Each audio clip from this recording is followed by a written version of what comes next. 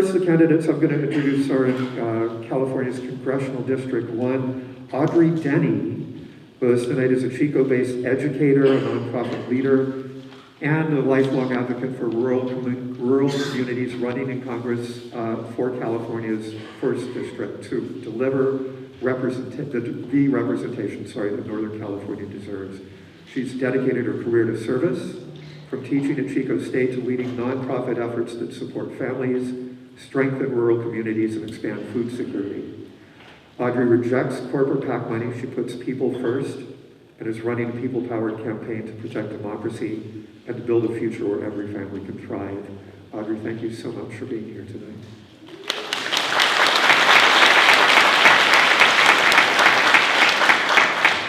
We also have Mike McGuire, who is President Pro Tem Emeritus of the California State Senate. He's focused on tackling the issues facing the Golden State: wildfires, housing affordability, climate change, fentanyl, community safety, and more. And is committed to improving the quality of life for all Californians. He's a 3rd-generation Northern Californian whose family farmed prunes and grapes in the Alexander Valley of Sonoma County for nearly half a century. Mike served on his local school board, city council, and board of supervisors before being elected to the Senate. Mike, we're really grateful for you to be here this evening.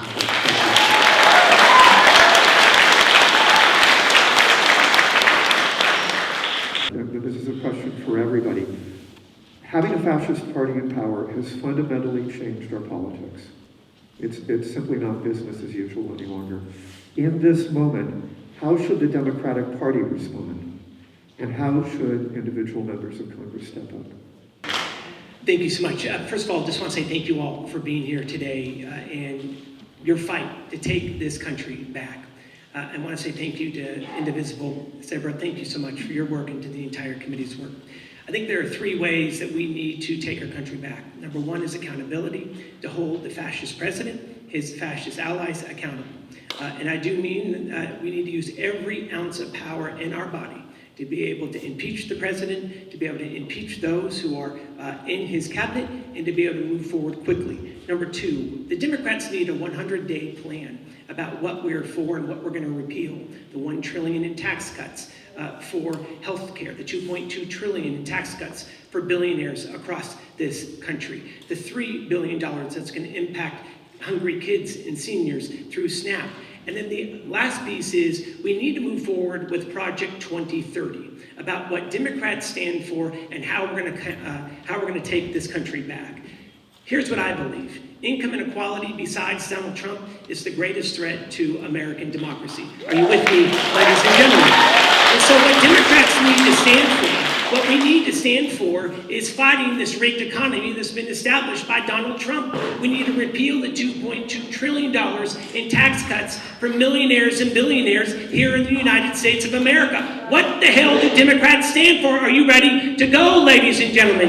The other focus that we need to do is we have to raise the federal minimum wage. It's been $7.25 for 20 years, and 20 states still have a small minimum wage. We need to fully fund Social Security, and once and for all, we have to pass Medicare for all in this country. We have to hold ICE accountable, which is absolutely critical, and we have to end this war in Iran, this illegal war in Iran, and hold up our constitutional powers as the House of Representatives. Tuition-free community colleges is absolutely critical, and we need universal child care in the United States of America.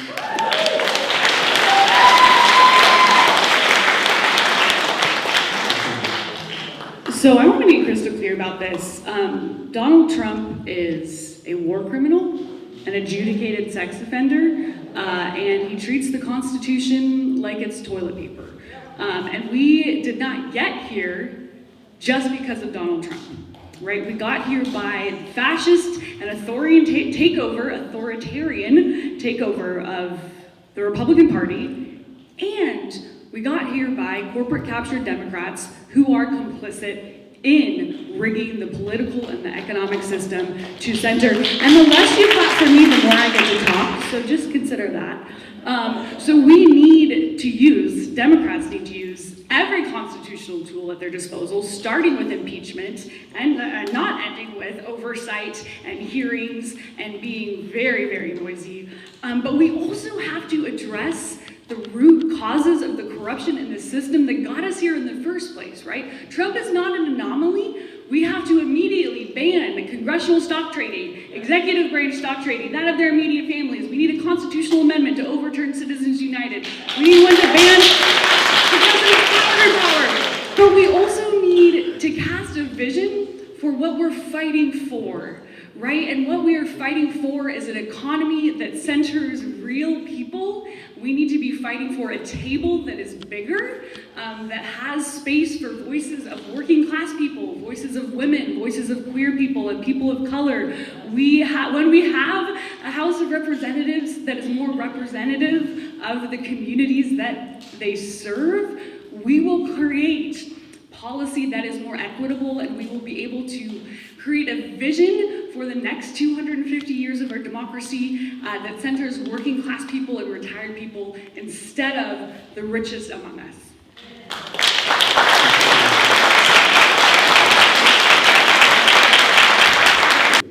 Next question. So in light of what you just said, what actions, we want to know what this looks like in practice, what actions would you take to confront, to disrupt, and or restrict the assault against American citizens and non-citizens alike that's being conducted by ICE and the CBP, sorry.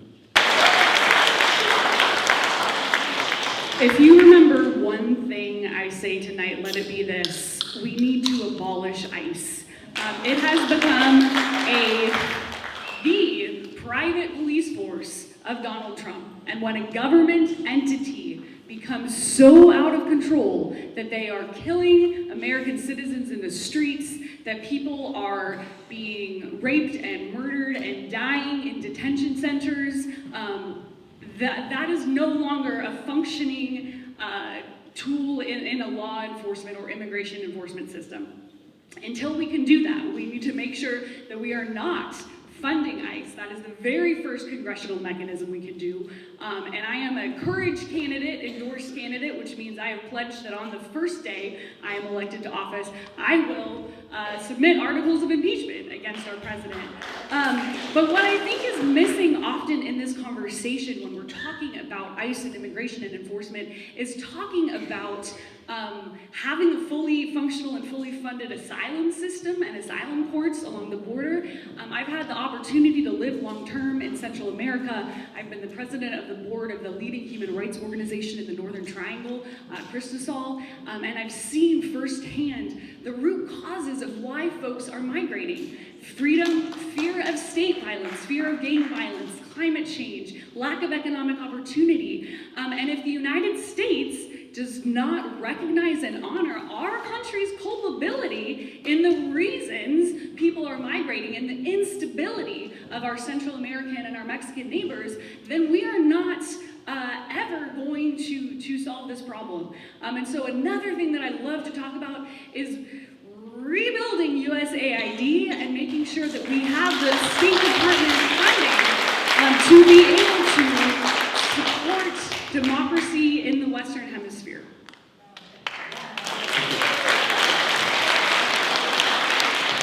Thank you so much. Big picture, Democrats need to lead on comprehensive immigration reform and create a pathway to citizenship for undocumented residents in this country, number one. Number two, we need to remember that 74% of all those who are detained by ICE have no criminal record. We need to hold ICE accountable. We need to dismantle ICE. And we need to do what we've done here in California. We just passed Senate Bill 747 that allows any individual who has their constitutional rights violated by an ICE officer to take them to court, to have their day in court.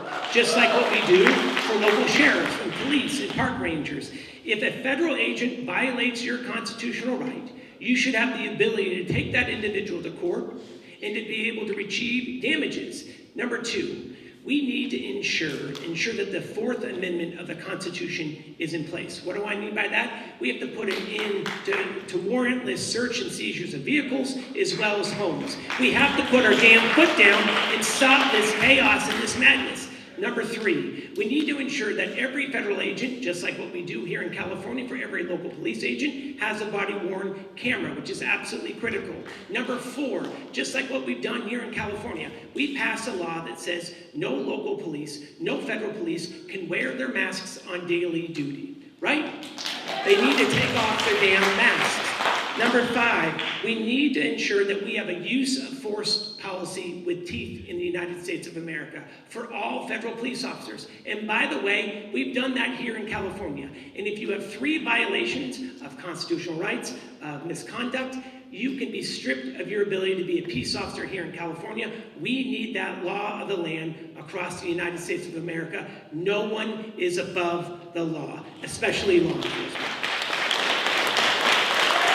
A number of experts, including the UN Special Rapporteur, have concluded that Israel has been committing genocide in Gaza. As of last summer, 77% of Democratic voters agree. Yet congressional Democrats, 135 of whom took donations from AIPAC in the last election cycle, have continued to support and to fund Israel. Do you agree that Israel is committing genocide? If not, why not? And if so, what are you prepared to do about it? Over to you. Thank you so much. I think this issue that we are talking about right now is bigger than one word. I'm a dad, and as a human, I'm horrified about what we've seen over the last 30 months. I have a 5-year-old at home, and it is horrific and unimaginable of what we're seeing in the Middle East region. Here's what I believe, and here's where I think we need to go. Number 1, I firmly believe that Bibi Netanyahu is a war criminal. I think he needs to be held accountable, and the United States must hold him accountable. The only way that we're going to do that, number 1, is to be able to focus on a lasting peace in the region. To be able to do that, we have to get Donald Trump out of office. Number 3, we need to support the Block the Bombs Act. The Block the Bombs Act puts stringent conditions on any defensive aid to Israel. The only way that we're going to get Bibi Netanyahu to the table is by supporting the Block the Bombs Act. I also believe that the Congress needs to stop any new settlements in the West Bank. It is simply unimaginable, and it needs to stop.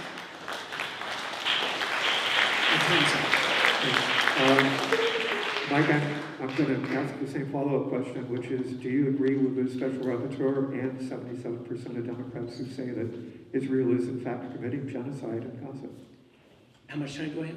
A minute. Okay. What I just said stands. I think this is a bigger issue than one word. If we are serious about ending this war in the region and protecting the Palestinian people, then we have to have diplomatic peace. The only way that we're going to have diplomatic peace is tossing Donald Trump out of office. And Democrats need to grow a damn spine to be able to advance that. And we have to put condition. We are the largest funder of weapons to Israel. Full stop.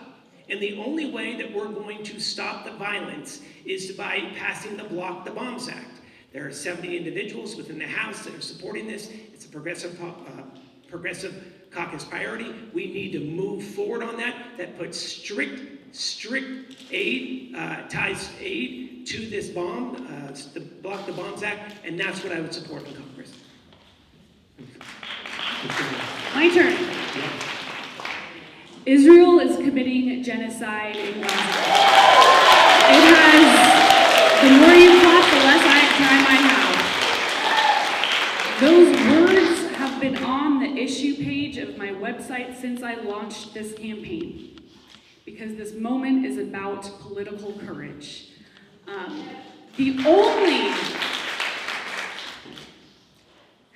We knew as soon as September of 2025, because the United Nations Human Rights Council called it a genocide, citing mass starvation, citing purposeful destruction of civilian lives, including hospitals and education centers.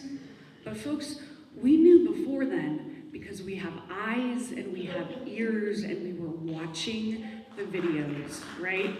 I am proud to have been endorsed by Track AIPAC, which means that I not only have sworn off all AIPAC money, but all Israel lobby money and all Israel lobby adjacent money. Because if you answer to special interests on this issue, you do not answer to people. That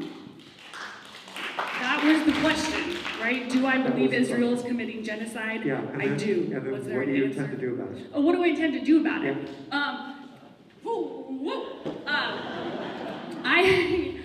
I intend to take my entire human rights background and human rights framing to DC. I intend to make sure that we stop spending tax dollars to fund this war and Netanyahu's war criminal regime.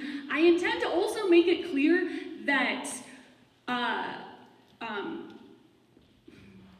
how do I say, we must elect people who believe that human dignity is key, and that every single human is equal in worth and dignity, whether they are Jewish or Palestinian or American. And I have so many more things to say, but my time is up, so.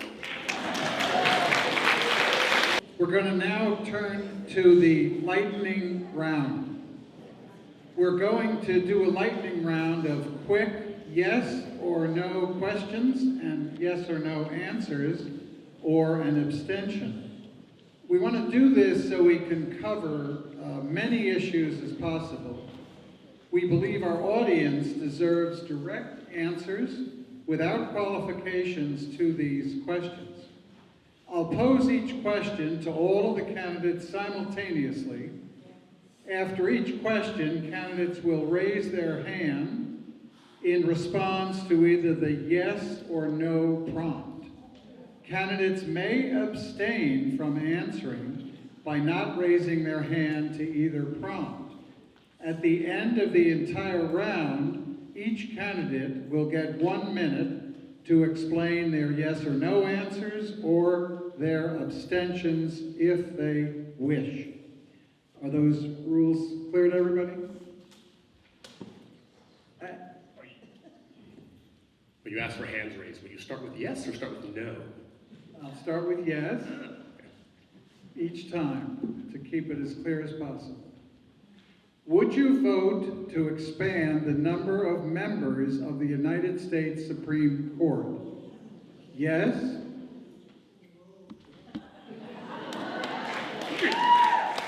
You're going easy on us. Just wait.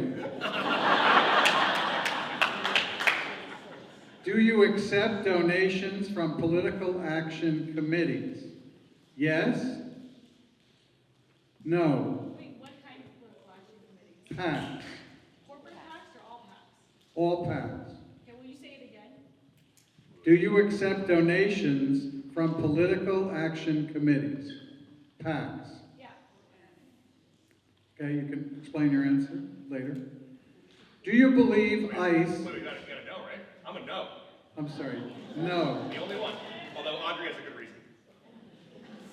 Do you believe ICE should be abolished and wrongdoing prosecuted? Yes? That's everybody. Would you vote to continue military aid to Israel? Yes? No? What kind of military aid? The defensive or offensive or? I'm going to pose the question, you have to interpret it, and you can explain your answer later. Would you vote to continue military aid to Israel? Yes? No? Abstain? Would you vote to establish a system of universal health care, such as Medicare for all? Yes? Thank you. Do House Democrats need a better leader than Hakeem Jeffries? Yes? No? Abstain? Would you vote to increase the budget for the U.S. military? Yes? No? Would you vote to reduce wealth inequality by taxing the rich?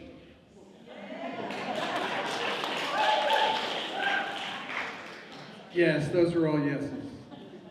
Do you believe Donald Trump, in his second term, has committed impeachable offenses?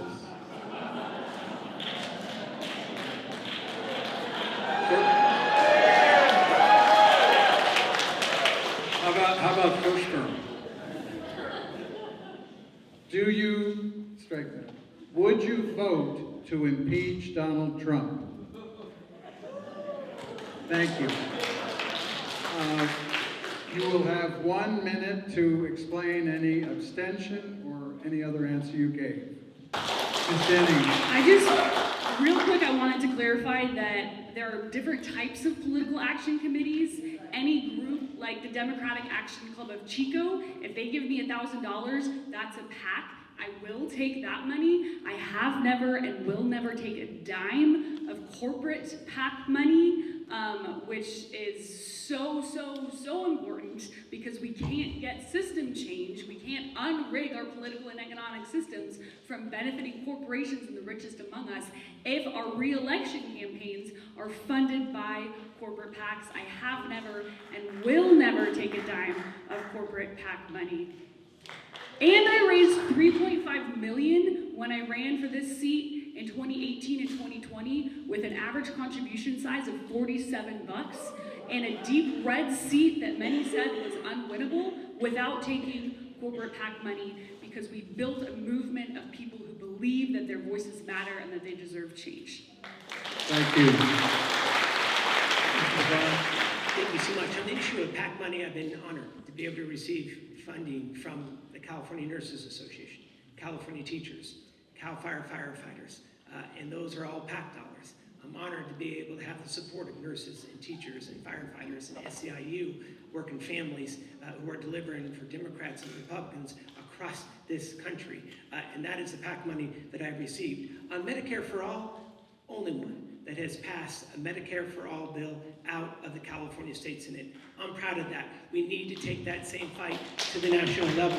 On the issue of Hakeem Jeffries, I've never met the individual. We've been very focused on this race, and it would be presumptuous of me to be able to make a defining statement if I've never met the individual. Just being blunt about that. And then on taxing the rich, we make millionaires and billionaires pay their fair share here in California.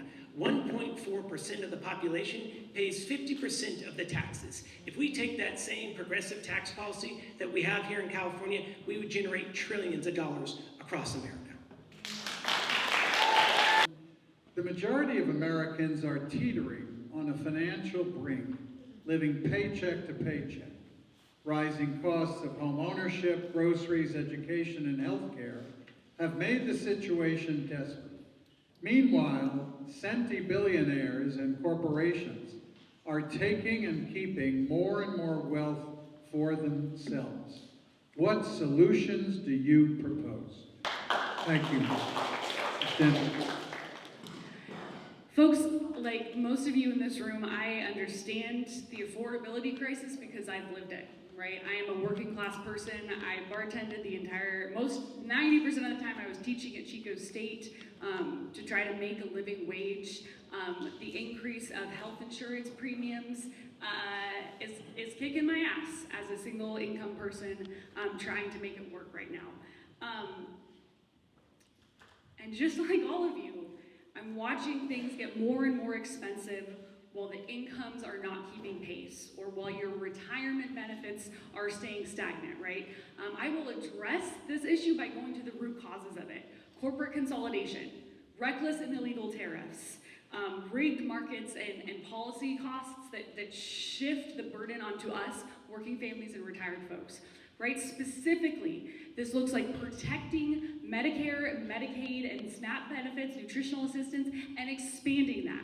Just in Lake County alone, before June, we'll see 2,500 people lose their SNAP benefits, and before January, we'll see 1,500 people lose their health benefits just in Lake County, in one of the poorest counties in the state, right? We absolutely have to protect and expand those earned benefits. We have to break up the monopolies and have strong antitrust legislation that we actually enforce. And we have to have a single-payer, nonprofit healthcare system, because as long as 17 to 18% of every dollar is going to line insurance company pockets instead of going to our care, prices are going to continue to increase. We need a fair tax code that makes sure that billionaires are paying their fair share, that lowers taxes for working families.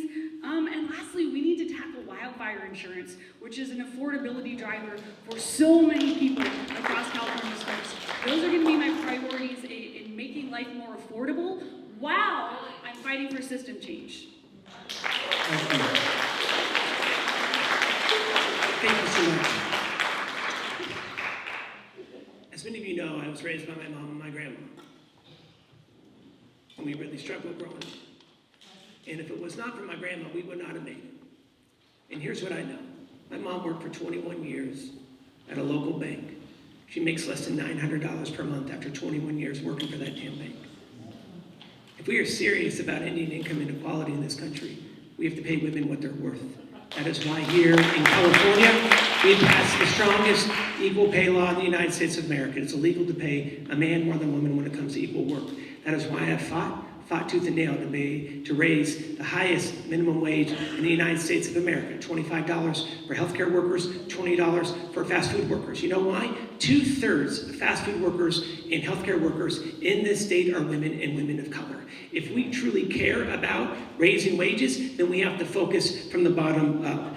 I'm the only one in this race that has actually raised taxes on millionaires and billionaires. We passed Proposition 55. We put it on the ballot back in 2016, and we have the most progressive tax policy in the United States of America. 1.4% of the population of 40 million pay 50% of the taxes. We need to pass the 5% wealth tax at the national level. Have equal billionaire tax across the United States of America. We also need to focus on the tariff taxes. We have to repeal the tariff taxes. 94% of the tariffs we are paying it, not foreign governments, all of us, and it is wrecking our agricultural industry. The last thing I'll just say is this, healthcare. 42% of the entire population in the 1st Congressional District are on Medicaid. Donald Trump took it away. 3 million Californians will lose their healthcare insurance by mid-2027. It is horrifying. We have to repeal the $1 trillion in cuts that is now going to shut down hospitals across this state. I have a series of individual questions, one for each of you.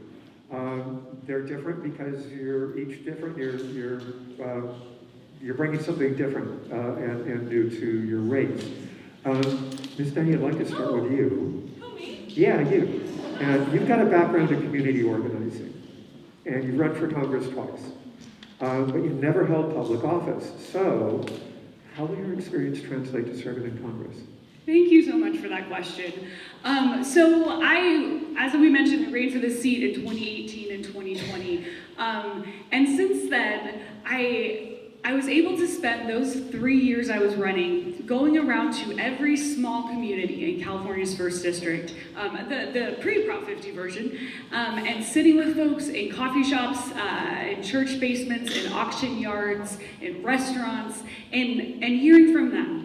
And learning what the issues of healthcare and climate change and wildfire, learning how they manifested in those communities, right? And then, being the nerd that I am, I've spent a lot of time researching and learning what are the federal levers that I can press as a member of Congress to be able to make change. In my daily life, I work with food banks and the Feeding America Network. You've heard I've taught at the university. And my job is bringing together diverse stakeholders, lifting up information from community members and subject matter experts, and trying to find strategic solutions that make real people's lives better. And if that is not the job of a federal policymaker, then I don't know what it is. But in going into, being elected into the last 2 years of the Trump presidency, when we have historically the most divided and least productive, Congress since the 1900s, what we're we're gonna need is not only big, bold policy solutions, but we're gonna need people who know that the Land Water Conservation Fund started in 1964, takes $900 million of oil and gas revenue every year, and that money needs members of Congress to say, hey, here's a project in my district that would qualify for this recreation, tourism, and forest restoration money, right? And so I'm going to have task forces for all of the major issues that have representatives from each of the 9 counties that I'll represent, so we can lift up the lived experience of people in our communities with how those issues specifically play out in those communities to find solutions. I am, in the same vein, a system change candidate as I am a delivering results candidate. Thank you for the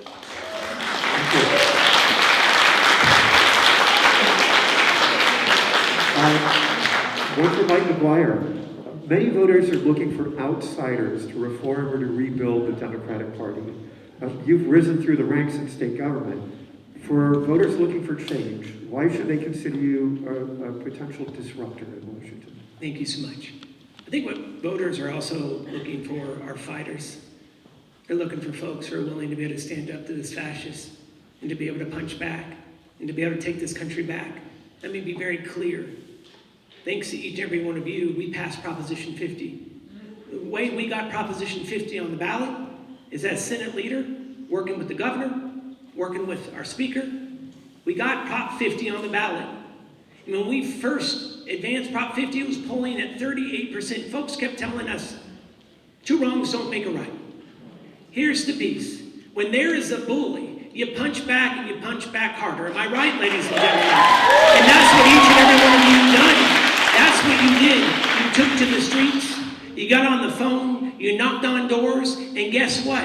4 months and 5 days later, change is a-coming.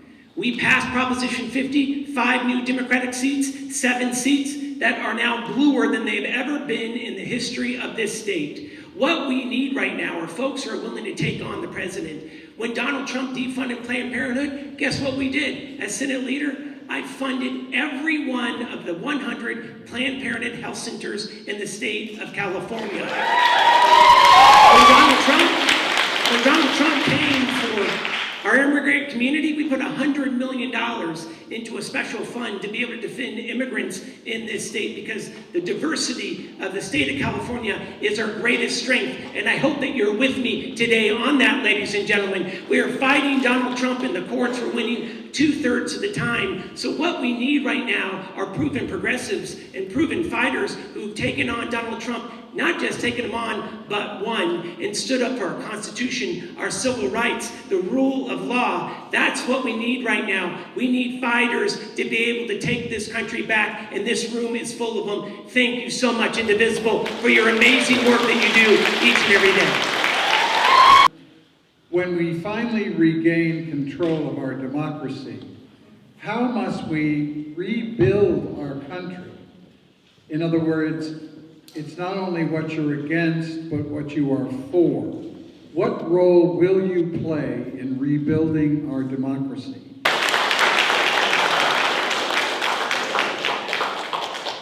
I love this question because this is why I'm running.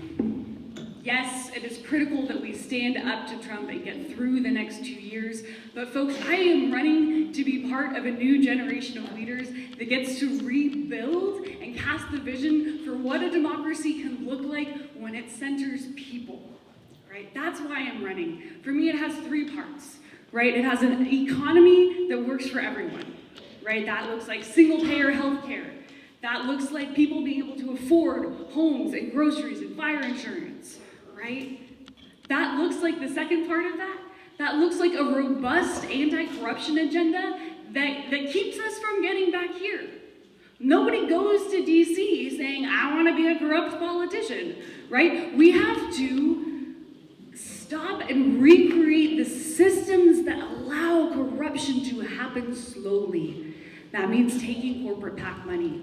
That means insider trading, right? That means all of those little decisions that seem like, oh, it's not that bad in the moment, but that lead us to a path of corruption. I have a robust anti-corruption agenda that I want to talk about, but I don't have enough time in this answer because if there's one lady you don't mess around with, it's the timekeeper. But the third and final part of my vision is building a tent and a table that is representative of our communities, right? That also includes the people that have so often been left behind and left out, whose voices aren't heard. I'm not running to make my voice heard. I'm not running for power because I need power. I'm running to create shared power with our communities, to make space for every single voice to be heard. And it would be just absolutely my honor to walk alongside you and everyone else who lives in California's First as we get to collectively cast that vision for what our democracy looks like for the next 250 years.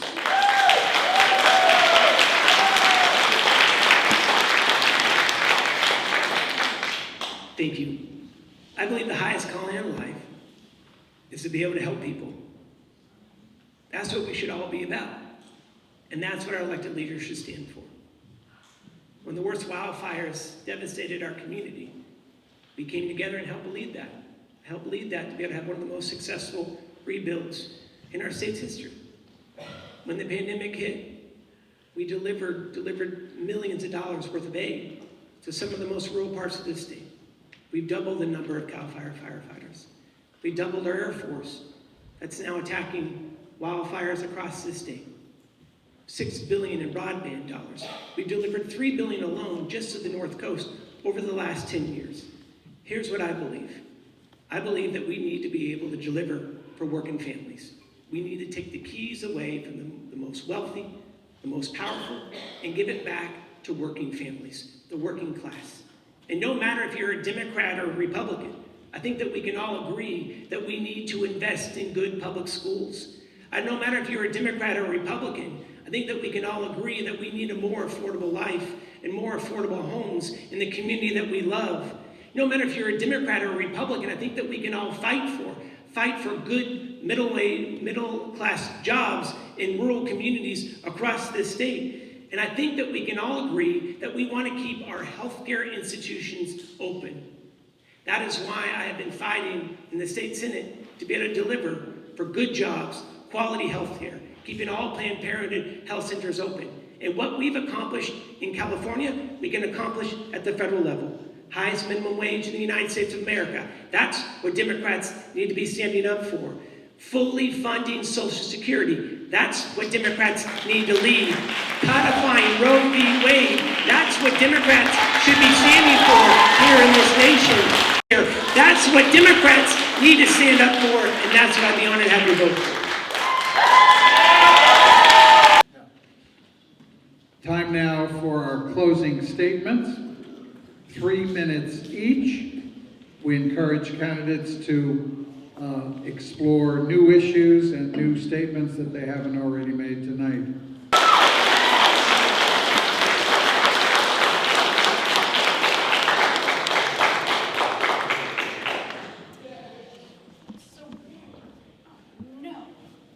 So we are at a moment of reckoning in our country, and voters across America have the opportunity to decide who our government works for. Because right now, we all know it is not working for working people. I'm a working class person. I've spent my career in bars and classrooms and food banks and farms, and I've seen up close and helped families navigate these challenging times, and I've lived it too. And that experience shapes how I lead, and is what makes me not hedge about what is broken, right? Because the truth is that the system is working exactly as it is designed, right? It is working to benefit corporations and the richest among us at our expense. It's designed for the wealthy, the well-connected, and the political insiders on the back of working class people. I am not running to manage that system. I am running to disrupt that system and change that system. And I have taken on tough fights before. I ran in a Trump plus 14 and a Trump plus 10 district against one of the most MAGA entrenched Republicans in the country. May he rest in peace. I did not back down then, and I will not back down now. And I want to say this really clearly. It doesn't matter if you are a Republican or a Democrat. If you are corporate captured, you are working for corporations and not for working people. And that is why I have never taken a dime of corporate PAC money, and I never will. Not from big oil, not from pharma, not from health insurance, or PG&E, or AIPAC, or the Israel lobby. And I can say that while I look you in the eye. Because I've raised millions of dollars in previous campaigns in grassroots ways, right? Because who funds you is who you fight for. That's why this campaign, my campaign, has been endorsed by organizations like Our Revolution, like Indivisible Chico, like Lassen Indivisible, Track AIPAC, Progressive Democrats of America, Courage for Democracy. The difference in this race is clear. It's anti-corruption, it's anti-oligarchy, it's pro-peace, and it's pro-people. I'm not running to climb a ladder. I'm running to build a bigger table, to bring working people into power, and to fight for bold progressive solutions that actually make change. And if tables need to be flipped in Washington to make that happen, I will be alongside of you flipping those tables. I'm Audrey Denney, and I will be honored to earn your vote and your support.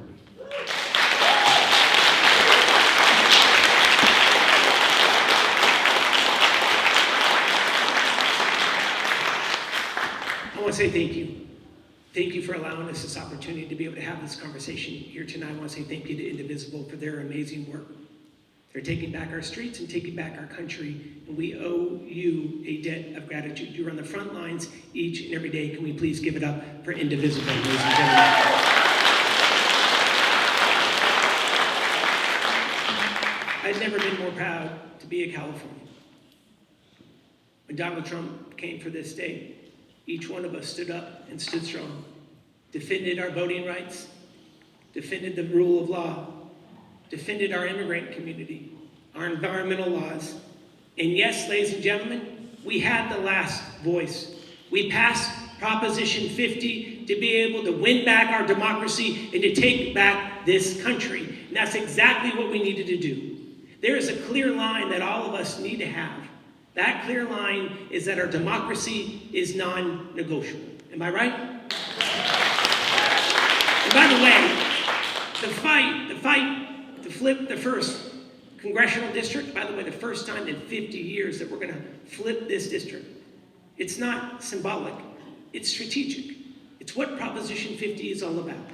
To be able to show rural voters in this state that we care about health care, that we're going to keep their hospitals open, we're going to put food back onto the table of the hungriest in this country, that we're going to create good middle-class jobs, that we're going to advance tuition-free community colleges, that we're going to stand up against the special interests, we're going to make our communities more wildfire safe, we're going to raise the minimum wage in this country.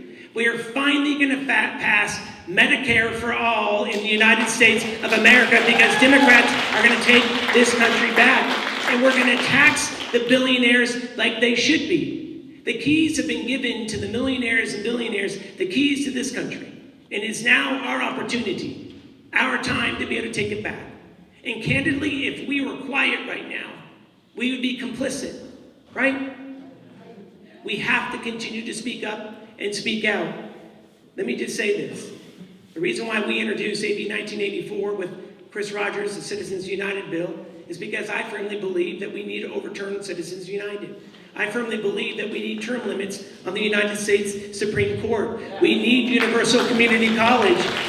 We need to be able to get universal child care. I don't take money from AIPAC, and 90% of our 10,000 grassroots donors are $100 or less. Here's what I believe. You have to put people first. That's why we've been endorsed by the Democratic Party and teachers and the Sierra Club and firefighters and SEIU and nurses and Equality California and California Young Democrats. But the most important endorsement is you.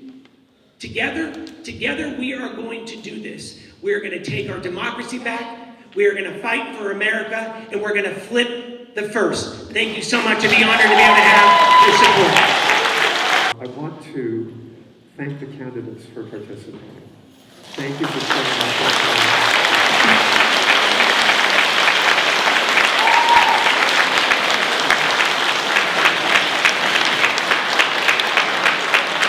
Thank you for the energy and the wit and the dedication and the energy that you brought here. It's fantastic.